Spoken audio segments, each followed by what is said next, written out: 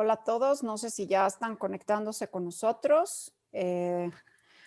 Yo soy Carol Perelman para Enlace Judío.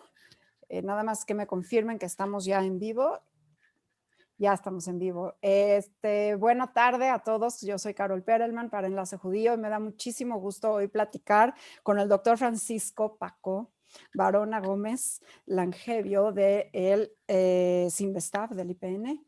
Y me da mucho gusto estar contigo, Paco, hoy para entender bien a bien qué es esto de que si tenemos o no tenemos una variante en México, una variante del virus. Es importante esto, pero antes de empezar a hablar sobre la variante mexicana, si sí está, si no está, creo que debemos de definir las reglas del juego y que todos los que nos están escuchando entendamos el mismo lenguaje para que tengamos una conversación súper amena, nos puedan mandar sus preguntas y podamos aquí resolverlas. Entonces, primero, ¿qué es una variante, una cepa, un linaje? ¿Cómo es que podemos llamar a esto que estamos viendo en primera fila, la evolución de este virus? Bueno, Carol, antes que nada, pues muchísimas gracias por la oportunidad de estar aquí platicando contigo. Es un gran honor y orgullo poder aquí estar platicando. Y pues en las definiciones yo creo que está gran parte del que podamos entender qué está pasando. Entonces, qué bueno que empiezas con esa pregunta. Una variante para fines muy prácticos es un genoma el cual ha sido sujeto de una mutación del SARS-CoV-2, por supuesto, estamos hablando, que lo diferencia de la versión original que salió de Wuhan, China. Entonces, para fines prácticos, una variante es un virus que tiene una mutación. Pueden ser varias, puede ser solo una, pero vamos a tratar de acotarlo ahí. Por otro lado, tienes esta idea de linaje. El linaje es cuando estas mutaciones empiezan a acumular, empieza a aparecer una población de virus que se diferencia importantemente a nivel de historia evolutiva del ancestro original, el ancestro común, que en este caso, pues, por supuesto, es el de Wuhan.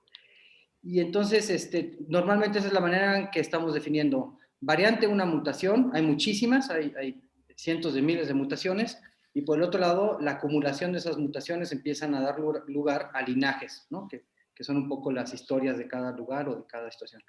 Y la otra pregunta que me decías, que es una cepa. Entonces, en el caso de SARS-CoV-2, todavía no estamos utilizando ese término. Es más propio, por ejemplo, para el virus de la influenza, donde hemos podido reconocer de un año a otro, por la enorme tasa de mutación que tiene influenza, esa es una muy buena noticia para la gente, influenza tiene el doble de tasa de mutación que lo que es SARS-CoV-2. Entonces, digamos que cuando tú mutas tan rápido como influenza, es más fácil que te constituyas como una nueva cepa, definida como ese virus que ya tiene un rasgo fenotípico, una característica física, fisiológica, que lo hace muy diferente para la posible entendimiento humano. Entonces, en ese sentido, una cepa de influenza es aquella que escapa la protección inmunológica de la vacuna. Entonces, de año en año, por eso nos estamos vacunando de influenza, porque el influenza escapa año con año a través de una nueva cepa, que es el resultado de mutaciones que se van acumulando en los distintos linajes, y podemos decir ya que pues, es una cepa. En este momento, en SARS-CoV-2, todavía no hay cepas, hay muchas variantes, unas de preocupación, unas de interés y otras que ignoramos, y existen pues, quizás una docena de linajes a partir de lo que sucedió en Wuhan hace justamente un año. Y esa es justamente mi siguiente pregunta. ¿Qué es una variante de interés? ¿Qué es una variante de preocupación? ¿Y qué es una variante que ignoras? Y luego empezar a hablar del impacto, porque todo lo que estamos hablando es secuenciar las 30,000 letritas, digamos, de instrucciones en RNA que tiene el virus en su interior, pero realmente, ¿cuáles son las implicaciones? ¿No? Entonces, ahorita contéstame, variante de interés, variante de preocupación, variante de que ignoramos. Sí. Bueno, acabas de tocar un punto importantísimo. El virus está constituido por aproximadamente 30,000 pares de bases. Nucleótidos, en este caso, es de RNA y no de DNA. Típicamente, un cálculo rápido es dividir eso entre 3 para convertirlo al número de aminoácidos que tenemos en la totalidad de las proteínas de este virus, ¿no? Entonces, si estamos hablando de 10,000 proteínas, lo que sucede pues, es que dependiendo de la tasa de mutación, pues van a haber mutaciones que van a ser sinónimas, es decir, que el cambio a nivel de nucleótido no se traduce en un cambio a nivel de proteína. Entonces, esas son mutaciones que pueden ser informativas en cuanto a la historia evolutiva del virus, pero no se traducen a esa versión de variante de preocupación o de interés. Y esas son las que no son sinónimas, es decir, el cambio se traduce de un aminoácido, tenemos 20 aminoácidos de uno al otro. Ok, entonces, variantes existen muchas porque como definimos es una mutación. Mutaciones ya ahorita más acotado a no sinónimas, es decir, que hay un cambio en la lectura de la proteína. Pero, ¿qué es lo que podemos empezar a discernir durante este proceso? Lo dijiste al principio, es evolución en tiempo real. Es la primera vez en la historia de la humanidad que podemos ver cualquier ser biológico, para no llamarle ser vivo y no entrar en esa polémica, pero cualquier ser biológico evolucionar en tiempo real como lo estamos haciendo ahora. Entonces, nosotros vamos a ver muchas mutaciones. Entre más secuenciemos el material genético y lo traduzcamos a sus proteínas, más vamos a empezar a ver que hay cambios que podrían ser informativos de la dinámica del virus en X población. Ese sería el famoso enfoque epidemiológico. O sea, si nosotros de repente empezamos a ver, como sucedió en Manaus, Brasil, que empieza a ver la acumulación de una variante, o sea, una mutación o una serie de mutaciones, entonces podemos decir, bueno, aquí hay variantes de interés. Pero las verdaderas variantes de preocupación son aquellas que convergen con el otro enfoque, digamos, más racional de biología molecular, que además hay un sesgo antropocéntrico. Al final de cuentas, lo que nos importa es en gran medida, los aspectos que nos permitan controlar o curar o defendernos inmunológicamente del virus. Entonces, las variantes de preocupación o las mutaciones de preocupación que están circulando son aquellas, obviamente, que tienen que ver con las proteínas que son de interés para la vacuna, para la transmisión, para la replicación viral dentro de las células humanas, etc. Y estas, pues ya ahorita podemos platicar de qué tipo de proteínas están sucediendo.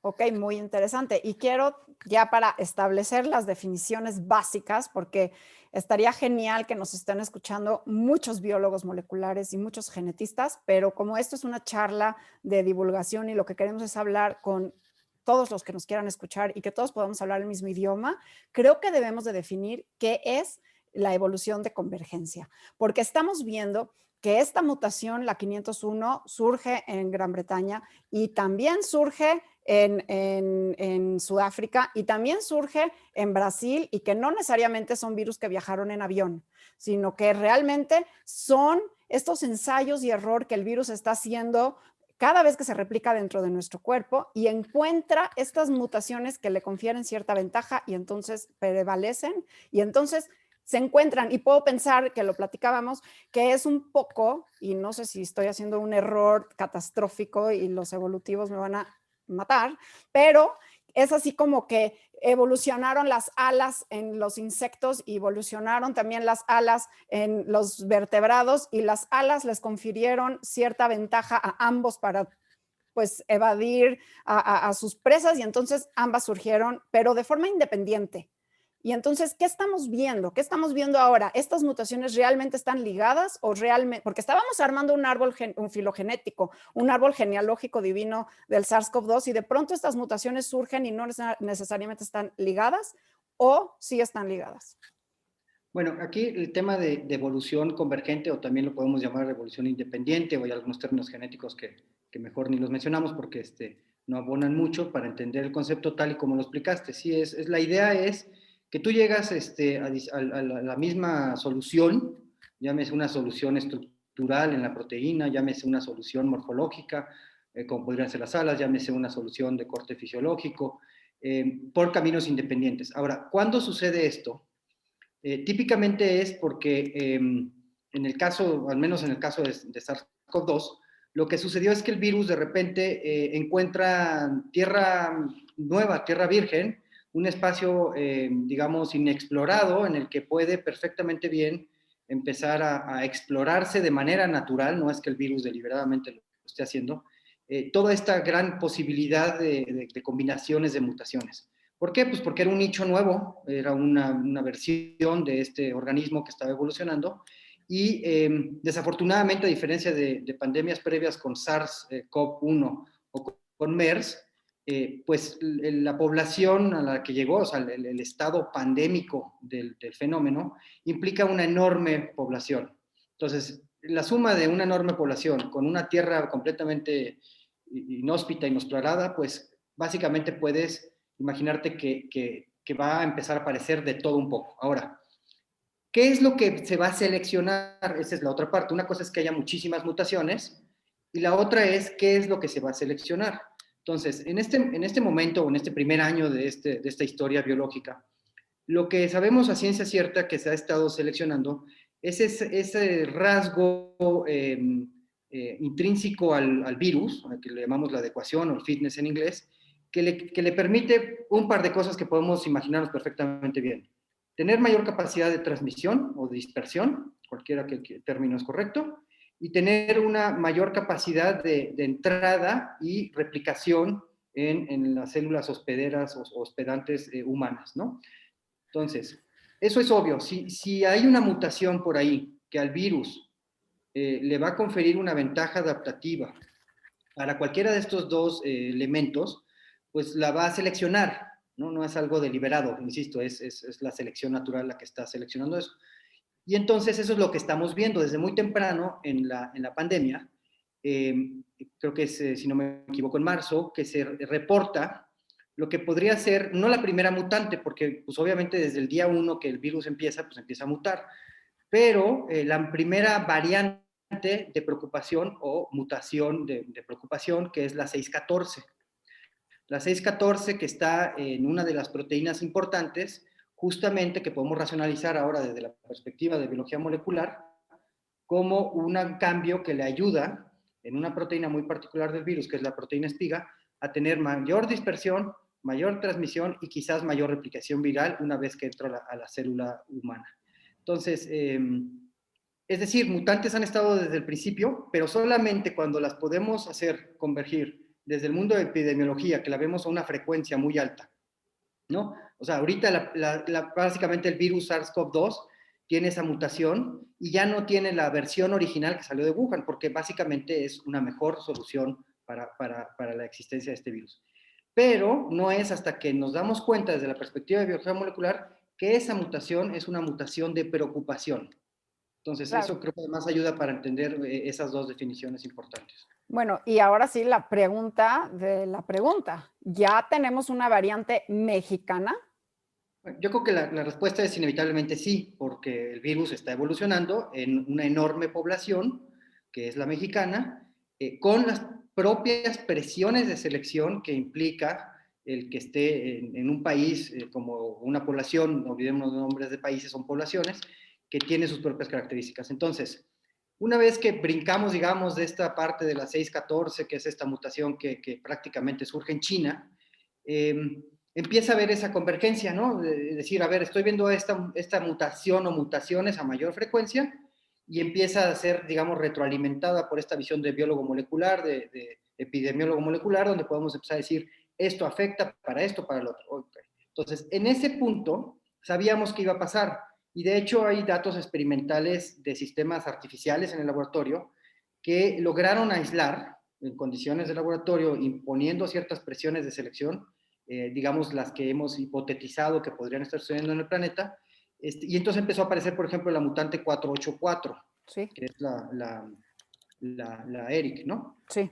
Entonces, es un nombre coloquial que se le ha dado, la mutación es de una asparagina, una lisina, de unas partículas, una lisina, perdón, entonces de un ácido, una base. Entonces, son cambios no sinónimos, que no nada más es cambiar, digamos, de café a café oscuro, es realmente cambios que afectan la fisicoquímica de esa región de la proteína. Sí, y la Entonces, 484, esta que dices, la ERIC, se está, porque, a ver, o sea, estas variantes son de interés y son de preocupación porque finalmente está cambiando el comportamiento del virus y está cambiando la epidemiología. Y entonces quizás estaría bien que platiquemos antes de que nos metamos a que nos describas cómo es esta variante mexicana, por ejemplo, ¿qué podemos ver?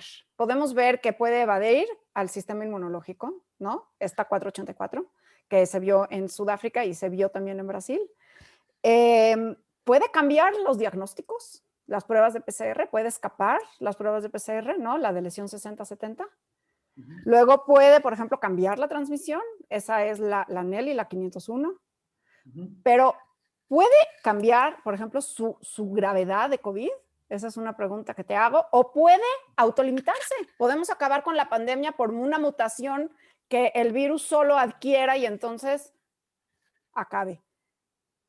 Bueno, entonces, mira, vamos por partes. La primera parte es, en la medida en que decimos hay estas variantes de preocupación que pueden estar relacionadas a mutaciones claves en el linaje de lo que se pudo describir en Sudáfrica, en el linaje de lo que se pudo describir en el Reino Unido, en el linaje de lo que se pudo describir en Brasil, y cuarta, digamos, variante o linaje, en esa combinación linaje-variante, es lo que está pasando en el caso californiano. Entonces, estas 4 situaciones involucran una serie de mutaciones, como dijiste ahorita, la ERIC, la NEL, etcétera, que ya existen en México. O sea, como mutaciones, a pesar de que en México tenemos no más de 1,300 genomas públicos, y es lo que estamos ahorita trabajando esta mañana que estaba revisando la última actualización en el sistema operativo de análisis que tenemos, pues son 1,300 genomas, los cuales quizás ese número lo están produciendo algunos países diario. Entonces también hay una limitación de datos.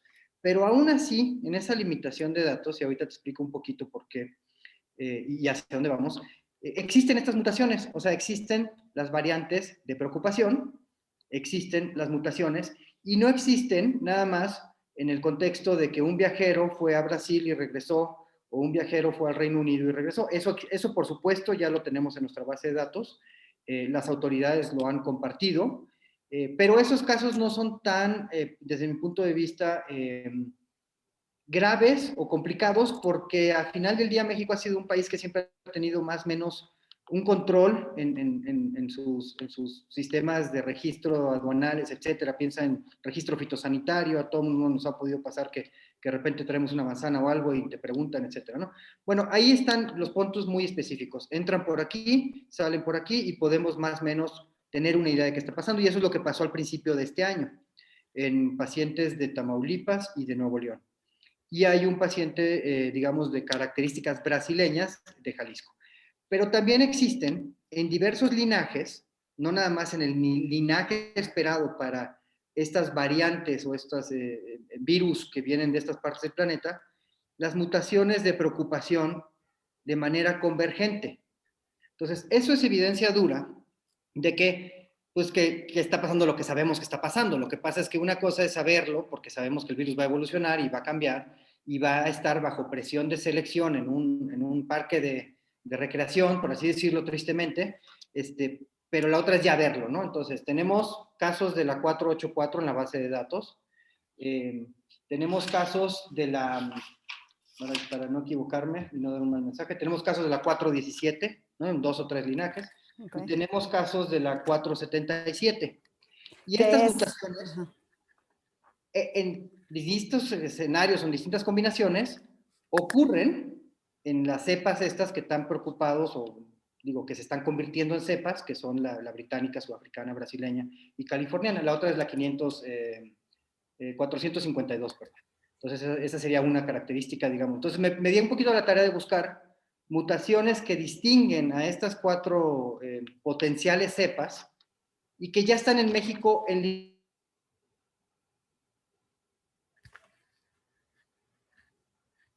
Paco, no sé si tú te... Paco, no sé si te estoy perdiendo o yo me congelé. Paco. Paco, Paco.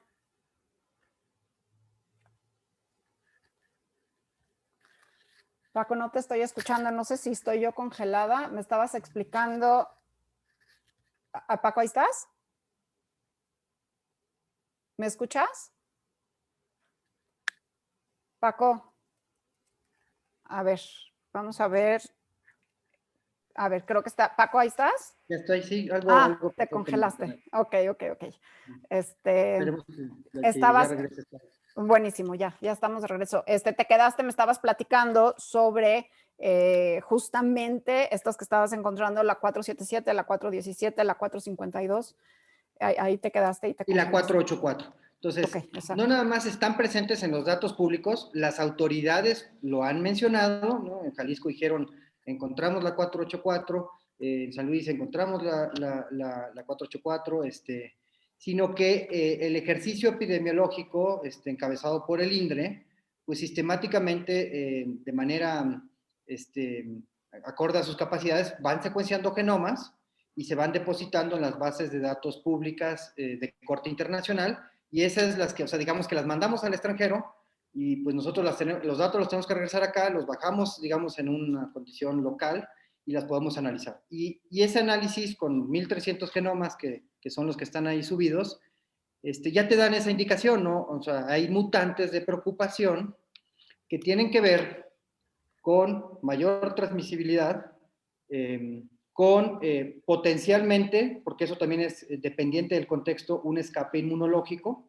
o sea, es decir, que sean virus que puedan escapar a una respuesta inmunológica de anticuerpos neutralizantes. Hay que ser claros aquí qué tipo de capacidad inmunológica, porque el cuerpo humano tiene no nada más los anticuerpos neutralizantes, y el otro tipo de inmunidad, que es de largo plazo, pues no la hemos podido ni siquiera estudiar en ningún lugar del mundo, entonces no sabemos realmente. Pero en ese sentido de anticuerpos neutralizantes, la 484, por ejemplo, es delicada. En México no, hasta lo que yo veo en las bases de datos, no hay evidencia de la 501, pero sí hay evidencia de la 452, que es una mutación de preocupación en el contexto californiano.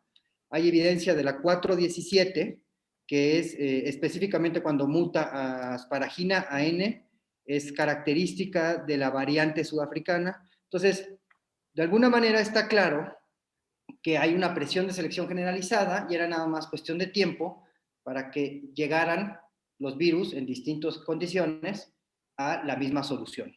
Bueno, pero entonces es importante poder ligar esto que estás encontrando tú en laboratorio, secuenciando cada uno de estos genomas, ligarlo a los pacientes y entender cómo está su evolución de COVID y hacer como pues una mirada para darle sentido, porque una cosa es lo interesante de encontrarlo, reportarlo, publicarlo, y la otra es realmente darle Claro, su relevancia, su contexto y sus implicaciones. claro. Entonces, mira, por ejemplo, cuando empezaron a ver estas variantes de preocupación o mutaciones de preocupación que se racionalizaron como una ventaja adaptativa en dispersión, fue cuando en el planeta, o al menos en algunos lugares, se redoblaron los esfuerzos del uso de tapabocas, ¿no? Entonces, bueno, ya tiene mayor capacidad de dispersión, entonces tiene sentido que nosotros ya olvidémonos de la biología del virus, tengamos estas acciones antropocéntricas para protegernos un poco mejor. Entonces, como que ahorita muchas de las mutaciones tienen que ver con el virus por su propia biología, y cómo nosotros ahora apenas vamos a empezar a decir, bueno, ahora yo te reto. O sea, las presiones de selección ya no nada más van a ser las naturales, sino que van a ser las que nosotros empecemos a imponer. Entonces, a mí me gusta un poco, en mi laboratorio trabajamos con el tema de búsqueda de nuevos antibióticos y resistencia a antibióticos. Entonces, esta analogía es muy relevante porque quizás hace 20 años no teníamos claro cuáles eran las acciones que el humano estaba haciendo que podrían implicar una presión de selección que derivara en una resistencia, en una bacteria multiresistente a antibióticos. Al paso de los años y de entenderlo y de estudiarlo y darle esta trazabilidad, ya podemos entender que no es buena idea, por ejemplo, utilizar un tratamiento de antibióticos que lo cortamos a la mitad, porque eso se traduce a que la bacteria puede estar seleccionándose, ¿no? A favor de ser resistente. Entonces, un poco aquí estamos en esa misma coyuntura. Tenemos en este momento los esquemas de vacunación entrando en forma. ¿De qué forma? Pues varían, ¿no? Más allá de que si es vacuna o 2 o 3 o 4, son esquemas de vacunación que son diferentes en esencia. Ahí sí, un poquito ya vamos a dejar de ser globales para ser un poco más regionales, porque sí o sí, cada esquema de vacunación va a ser diferente porque las poblaciones son diferentes de los humanos y porque las vacunas a las que cada gobierno tiene acceso pues son diferentes. Entonces, para mí ese es ya una presión de selección que digamos podríamos llamarle no de corte natural, sino que es una intervención humana, y que es importantísima, y entonces ahí es donde el papel del biólogo molecular para racionalizar un poco mejor qué podría estar cambiando en X o Y proteína, que es parte del diseño de la vacuna, pues es a lo que tenemos que estar poniendo la atención.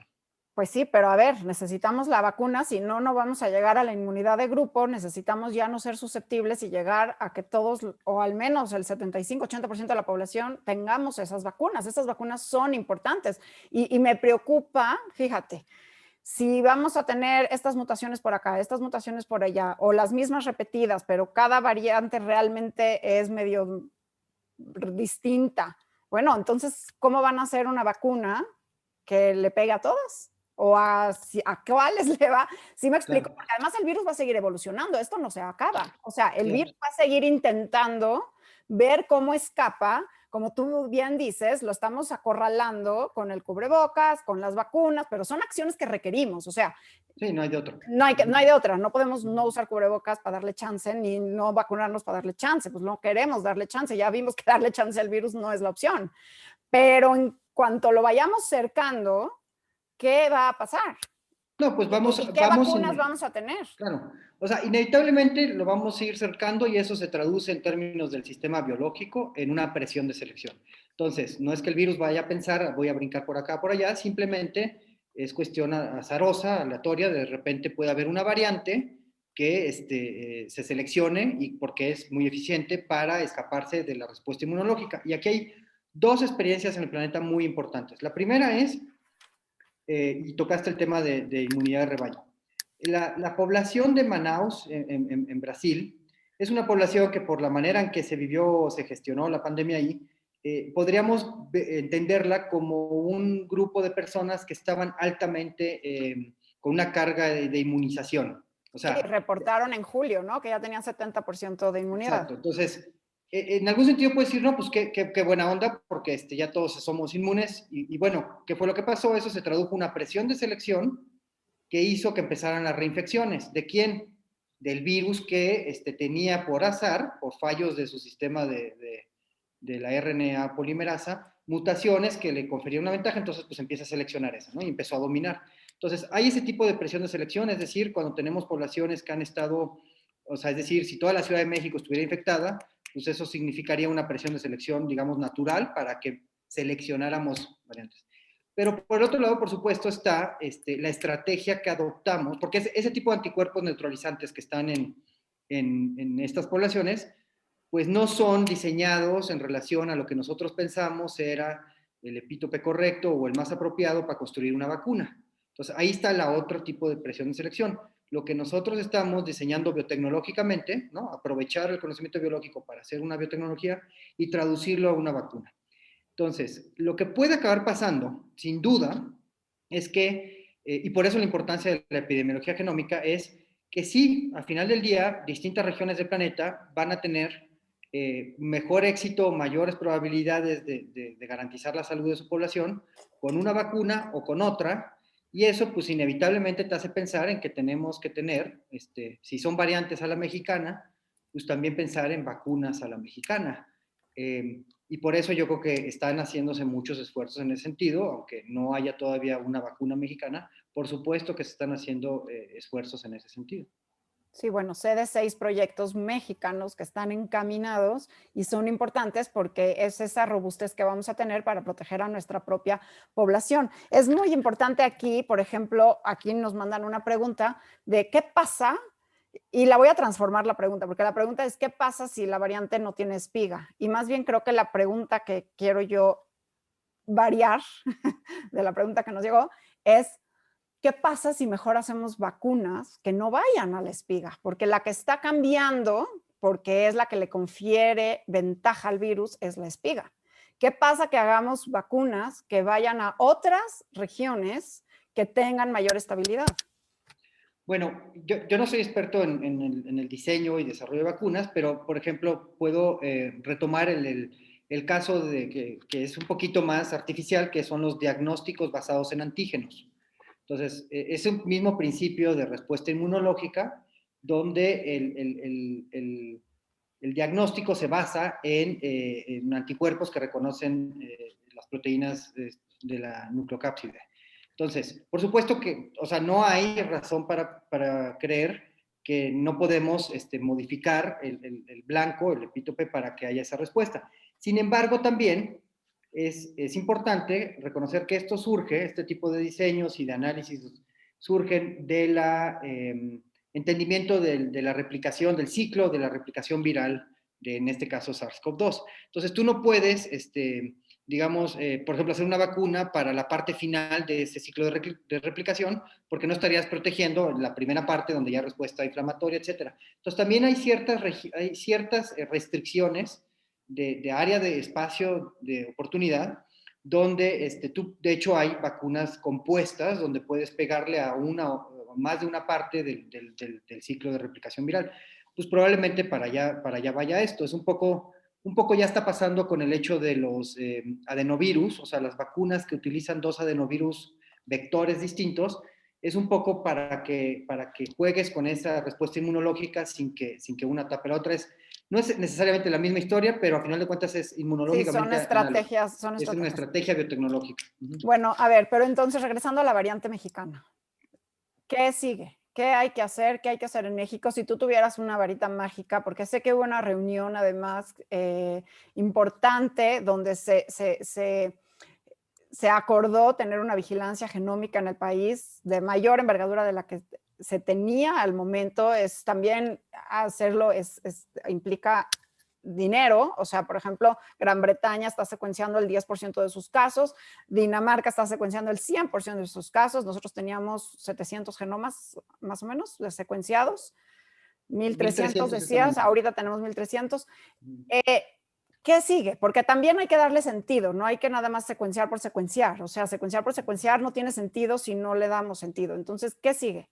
Bueno, para saber qué sigue, déjame te cuento un poquito algunos aspectos históricos, porque de ahí te va a dar un poquito la proyección. Entonces, cuando sucede esto, existen, obviamente, el trabajo de las autoridades, el INDRE, que en asociación con el grupo de virología encabezado por Carlos Arias del Instituto de Biotecnología de la UNAM, pues obviamente están de alguna manera generando secuencias, ¿no?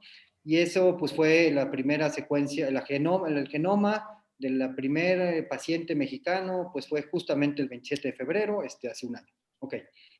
En paralelo hubieron otros grupos como los nuestros, donde dijimos, compitamos por los recursos y la demanda que hizo CONACYT. Entonces, nosotros, digamos, tuvimos la suerte, pero también el enorme reto de ejecutar un proyecto de vigilancia, más que de vigilancia epidemiológica, de evolución y ecología del virus SARS-CoV-2. Y eso pues se hizo durante el verano, y en particular asociado a este otro concepto que podría ser también una operación de selección, por eso lo quiero mencionar, el microbioma, ¿no? El universo de microbios que viven en nosotros y que podrían ser también un elemento que o favorece o que hay una presión de selección o una serie de cosas, y Sí, también eso va a claro, ser. porque el virus no está solo en el cuerpo, el virus está con nuestra flora. Entonces, desde ahí empezamos nosotros como a trabajar, por supuesto, generar secuencias genómicas, porque el virus es parte de la ecuación, pero todo lo demás también, ¿no? Que lo hacemos mediante un enfoque que se llama metagenómica. Y pues sucedió en diciembre, ¿no? Todos supimos en los medios de comunicación que a través de 30.000, si no mal recuerdo, en el artículo que se liberó científico del Reino Unido, se hablaba de esta variante, ¿no? La 501, Y versión 1. Y pues dijimos, bueno, los pocos genomas que tenemos, pues hay que empezar a articularlo. Y aquí entra otro jugador importante en la historia de lo que ha pasado para saber qué sigue, que es una empresa mexicana de científicos mexicanos que decidieron desarrollar su carrera más en el tema de desarrollos tecnológicos y construyeron, innovaron, inventaron un enfoque, un kit para identificar a estas variantes de preocupación. Empezaron con la 484, que conoces bien, 501, la de lesión esta de 69, 69, que 70. tiene un impacto en el diagnóstico, como bien dijiste. Y entonces, durante enero, febrero, independientemente de un esfuerzo de secuenciación masivo particular o distinto a lo que ya se venía haciendo, pues empezamos a identificar muestras que tenían ya estas variantes mutantes de interés. Algunos viajeros, otros gente que nunca había salido del país y que claramente ya ahorita lo vemos en los datos, son linajes independientes. Entonces, en ese marco, llegamos dijiste ahorita 600 genomas, más o menos haber sido en ese momento, cuando el equipo de trabajo encabezado por Carlos Arias gestiona con el CONACYT la posibilidad de empezar a generar pues, un poco más masivo estas secuencias genómicas. Entonces, bien dijiste, tuvimos una reunión de trabajo entre la gente operativa, la gente que se va a dedicar a secuenciar, la gente que se va a dedicar a los análisis y toda esta logística que no es menor, para tratar de imaginarnos cómo podemos incorporar lo que ya está hecho con lo que se va a hacer. Entonces, por ejemplo, esto también creo que es muy oportuna la charla, porque la próxima semana estaremos recibiendo los primeros 400 genomas de este ejercicio de secuenciación masiva. Entonces, si estás hablando de que hay 1,300 y de repente vamos a tener 400, pues sí es obviamente por semana un golpe fuerte de secuencias. Sí. ¿Cuál es ahorita lo importante en lo que hemos podido platicar y en lo que seguramente va a suceder? Que sepamos dónde estamos en este momento, que es antes, digamos, es el punto de partida antes de poder empezar a recibir esta cantidad de datos inmensa, en términos relativos a México, porque no es inmensa en términos relativos a... No, pero es inmensa porque estás hablando de un 30% de aumento de pronto. En una semana, ¿no? Y sí, entonces, bueno, sí, cada vez ese por ciento va a ser menor, pero al final de cuentas, si lo podemos tener sostenido, mantenido, muy bien. Ahora, uno de los temas... ¿Pero de dónde? A ver, ¿de dónde? ¿Son pacientes Exacto. internados? ¿Son pacientes en casa? ¿Son... ¿Quiénes son estos 400? Mira, yo no podría contestar puntualmente esa pregunta porque no sé las gestiones y organizaciones que existen entre digamos, equipo más científico de virólogos con el equipo más epidemiólogo, infectólogo de médicos, pero se ha puesto con toda claridad sobre la mesa la importancia de que se tengan los metadatos claro. y que haya un diseño muestreal que sea representativo, o si no es representativo, o sea, que realmente estamos explorando, aunque sea una porción pequeña, pero de manera representativa de todo el país, que haya al menos casos importantes desde la perspectiva clínica. Las esferas o las poblaciones que recibieron plasma convalecientes, las esferas o de gente inmunocomprometida, situaciones de seguimiento a las personas que están siendo vacunadas. Claro. Con una vacuna, con otra vacuna, porque sabemos que hay más de una. Entonces, eso yo confío, porque lo hemos externado y porque es lo razonable, que se están haciendo todos los esfuerzos para que esto quede diseñado en ese sentido. Pero por el otro lado están la misma historia de los que venimos trabajando desde el verano, de alguna manera con apoyos locales, con apoyos del CONACYT, que quizás no van a ser 400 genomas a la semana, y pues, ponerlos en términos comparativos van a ser 4, pero eso va a seguir siendo un trabajo un poquito más de hormiga, donde la conexión con el cuadro clínico, reinfecciones, microbiomas, vacunas, etcétera, etcétera, pues quizás sean datos poquitos, pero con mayor información en términos de su acompañamiento. Uh-huh. Y yo te quiero hacer una pregunta porque ahora van a empezar tú y todo el gran equipo de virólogos desde el laboratorio del doctor Carlos Arias y de Susana López Charretón seguramente y todos los que están colaborando que bueno, son nuestros grandes científicos mexicanos y que ahora, bueno, en el escenario de Sherlock Holmes porque estamos como detectives. ¿Y cuál es la estrategia? O sea, ¿Cómo buscar esta variante? ¿Cómo buscar esto? Porque fíjate, podemos ir buscando con la lupa a ver si está la 484, a ver si está la 501 y a ver si está la de lesión, o sea, como que buscar puntualmente estas, o es más bien un recorrido para detectar a ver si no hay otras. ¿Cuál es la estrategia?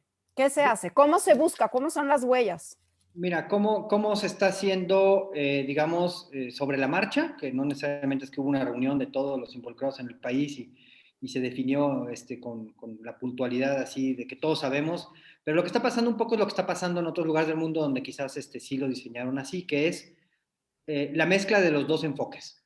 O sea, por un lado, el tener estos ensayos desarrollados en México y que interesantemente incluso el gobierno británico los quiere comprar, según me compartía el doctor Octavio García, pues te da la oportunidad de partir de una hipótesis que tiene suficiente mérito y está muy bien sustentada. O sea, no, afortunadamente, al menos en lo que yo puedo revisar en lo que está público, no está la mutante 501, pero sí está la 484. Ok. Pues entonces quizás tiene que ver porque no hemos buscado la 501 o porque no existe o por lo que sea, ¿no? Entonces... Paco, yo lo digo así, fíjate, perdón que te interrumpa, yo lo digo así, o sea, Veo la pata del elefante, veo la trompa del elefante, veo la cola del elefante y veo las orejas del elefante. ¿Es un Pero elefante? no, exacto. Entonces ahí viene la otra cara de la Ok. moneda. O sea, secuenciar el mayor número posible de las muestras de mayor calidad. O sea, si ya se identificó, aunque eso pues, podría conllevar un riesgo, porque quizás o sea, quizás hay algo muy extraño en México y la 484 a los mexicanos no tiene nada que ver y no es parte de la imagen esta del elefante. Es poco probable. Sería muy difícil imaginarse que en un escenario de evolución natural, como ha sido el virus hasta ahora, que no ha habido vacunas, que haya esos sesgos tan dramáticos entre una población y otra. Entonces es una apuesta razonable. Ahora hay que secuenciar el mayor número posible de genomas que sean representativos y que lo podamos correlacionar con metadatos para poder empezar a decir, ojo, esta variante de interés ya no es de interés nada más, es una variante de preocupación para México. Y eso es lo que todavía no hemos logrado. O sea, si tú me preguntas, ¿hay variantes mexicanas? Sí las hay en la definición de variantes de preocupación con lo que ha pasado en el resto del planeta. Pero una variante de preocupación, así como puede ser la mutante 417, que es muy característica de Sudáfrica cuando la mutación es AN, asparagina, y del Reino Unido cuando la mutación es AT, pues lo mismo poder decir, ok, puede ser que sea 417, pero para otro, un tercer aminoácido en el codón, y entonces eso es lo que nos importa para México, y entonces hasta podríamos dejar de secuenciar genomas, porque podríamos invertir el recurso en monitorear la aparición de la mutación con herramientas un poco más baratas. Pero mientras no podamos amalgamar esa visión global con la visión de lo que está pasando aquí, estamos un poquito a ciegas y vamos a seguir viendo pedacitos del elefante y no el elefante completo. Ok, entonces regreso a mi pregunta inicial. Que si tuvieras una varita mágica como para, ¿qué hacer? ¿Qué hacer? Bueno, Si pudieras tú tomar esas grandes decisiones, ¿qué bueno, hacemos en México? dejaríamos de ser México, y aquí quizás me haga impopular, pero me gustaría que pudiéramos cooperar y colaborar más. Entonces, ¿Con que esa quién? varita mágica me permitiera de repente al sector salud, al sector industrial, empresarial, de base tecnológica, al sector académico de un tipo, del otro, realmente tenerlos a todos perfectamente en la sintonía de que lo que está en juego es algo de suma importancia y que entonces podemos y debemos literalmente en tiempo real, no mandar los datos según purificados o curados por una estrategia al extranjero para luego nosotros bajarlos, o sea que realmente tengamos un ecosistema de hipercolaboración mexicana y en términos muy técnicos, por ejemplo, que todos pudiéramos tener acceso a lo que escupe la máquina de secuenciación directo, porque eso es lo más rápido para tú poder hacer los análisis, en lugar de que te genera esa señal que se llama lecturas o reads, y esas hay que ensamblarlas, hay que no sé qué, hay que sé qué, va bien y se tarda, o sea, el gap, acabo de leer una nota, un editorial en una revista importante, Nature, donde dice, el problema que estamos teniendo es que las herramientas bioinformáticas, el NextTrend, G6 y demás, son herramientas diseñadas y construidas por el mainstream global. Y a final del día nosotros tenemos que hacer nuestros propios códigos, herramientas, ecosistemas de análisis, pero para eso también aprovechar que los datos están generando en México y tendría que ser un poco más rápido. Entonces, esa sería una de las cosas que me encantaría poder ver. Y la otra es la integración entre estos dos escenarios, el mundo de biología molecular, donde podemos, gente que sabe de proteínas, racionalizar, ¿no? Son X número de proteínas, estoy viendo esto, lo otro, con este otro mundo de gente que está más en la clínica, que está más en la infectología, porque solamente en el momento en que estas dos cosas converjan, vamos a poder decir, estas son las variantes mexicanas que más importan y en consecuencia, esta es la vacuna mexicana que más beneficiaría a la población mexicana. Eso sería lo que a mí me gustaría. Desafortunadamente, son cosas que están al alcance porque son humanas, no es que te estoy pidiendo un deseo del imposible de lograr, pero a su vez son las más complicadas muchas veces en países tan grandes como México. No quiero decir que seamos desorganizados, simplemente es inmenso este país y con múltiples aristas. Bueno, pero hemos visto que la pandemia ha hecho unas catálisis increíbles y unas Sí, sí, sí. cooperaciones que no pensábamos y una avalancha de papers y de investigaciones y de reorientación de esfuerzos. Yo quiero pensar y tengo la esperanza, y lo estamos viendo porque hubo una reunión importante la semana pasada y ya son más genomas y ya hay más enfoque. Y quizás el mensaje final, porque me gustaría sí dar un mensaje importante a las personas que nos están escuchando de qué podemos hacer como ciudadanos, porque todo esto sigue estando en la cancha de los científicos, de las empresas, de los biotecnólogos, de los tomadores de decisiones, pero nosotros como ciudadanos de todos los días, ¿qué hago con estas variantes? ¿Cambia mi Bueno, comportamiento? ¿Qué es lo que debo de hacer? Están las vacunas, está el cubrebocas, tengo mi trabajo de todos los días, ¿cómo claro. la variante me impacta?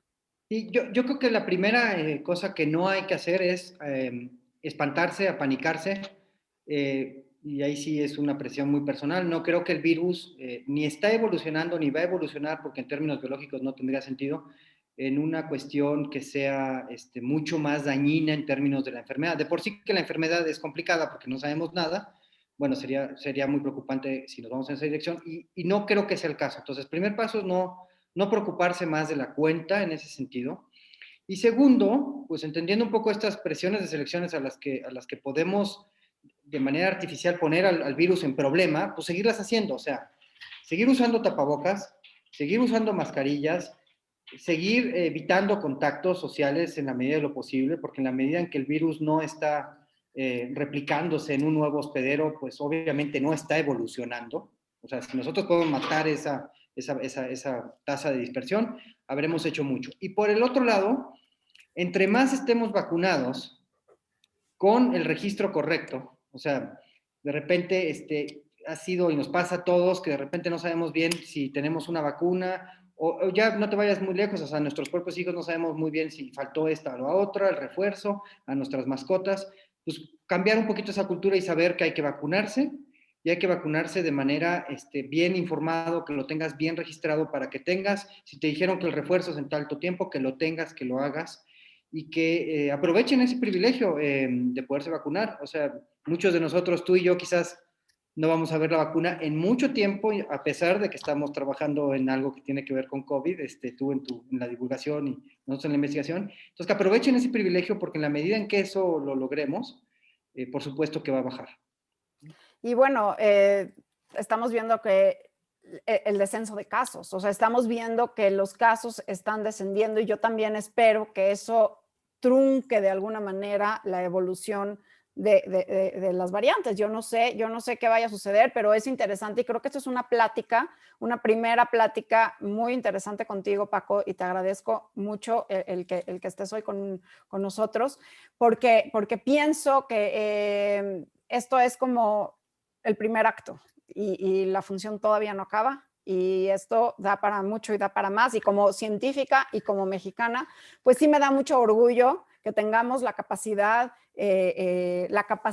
humana, la capacidad científica de atacarlo en casa y de observarlo en casa y de hacer este trabajo de detective en casa, ¿no? Y bueno, pues confío en que se arme estos consorcios y estas cooperaciones en pro del conocimiento y del mejor manejo de la pandemia. No sé si quieras agregar algo más. Sí, fíjate, aquí me preguntaste como público en general qué es lo que tenemos que hacer, pero también yo creo que es importante el ejercicio de autocrítica como sector científico. Y me parece que es importantísimo que lo que digamos que está pasando, y ahí me cae el saco porque pues estoy, digamos, de alguna manera hablando de lo que está pasando, y no he podido publicarlo, ¿no? Lo que tengo de análisis, lo que tengo de datos, etcétera. Entonces, pues sí hacer un llamado a una autocrítica, decir, no declaremos hasta que no esté el artículo en este lenguaje que los científicos podemos contrastar, y no quiero puntualizar ningún escenario o ningún caso en particular, pero ha habido sendas declaraciones en los medios de comunicación de que se encontró tal cosa, de que no sé qué, de quién sabe qué, y entonces ahí nos tienes a los científicos tratando de desmenuzar, ahí sí hacerle al detective, qué quiso decir el periodista o el investigador o investigadora, o si se lo cambió, o si sí estuvo esto, o si no estuvo lo otro. Entonces, que hagamos un ejercicio de autocrítica y que nos esforcemos en reportarle al entorno, o sea, esa es otra manera de publicar, no nada más subir datos del genoma a una base de datos, sino reportarlo en el formato al que estamos acostumbrados, porque es la única manera en que distintos jugadores del país, del noreste, noroeste, suroeste, etcétera, van a poder hacer sentido de esto. Entonces, yo creo que es importante hacer un llamado a la población a que siga con estas tres situaciones de cuidado, pero también nosotros como científicos creo que empezar a entender que ahora sí que el papelito habla, ¿no? En inglés dicen paper, pues es el papelito habla y en ese contexto entendernos y podernos comunicar como comunidad científica y no a través de un periodicazo, de un anuncio, o etcétera. No le veo mucho beneficio a nadie si nos estamos conduciendo de esa manera. Bueno, pues ahí está. Muchísimas gracias, Paco Gracias. Arona Gómez. Gracias por el espacio. Y bueno, pues aquí seguimos al habla. Me imagino que todos queremos conocer mejor a este virus y en especial si ya se tropicalizó y se está adaptando a nuestra población. Muchísimas gracias, Carol. Estamos para servirte a ti y al auditorio, y si hay preguntas, estoy en Langevio y pues en lo que pueda apoyar lo haré con mucho gusto. Pues muchas gracias. Muchas gracias y buena tarde. Hasta luego.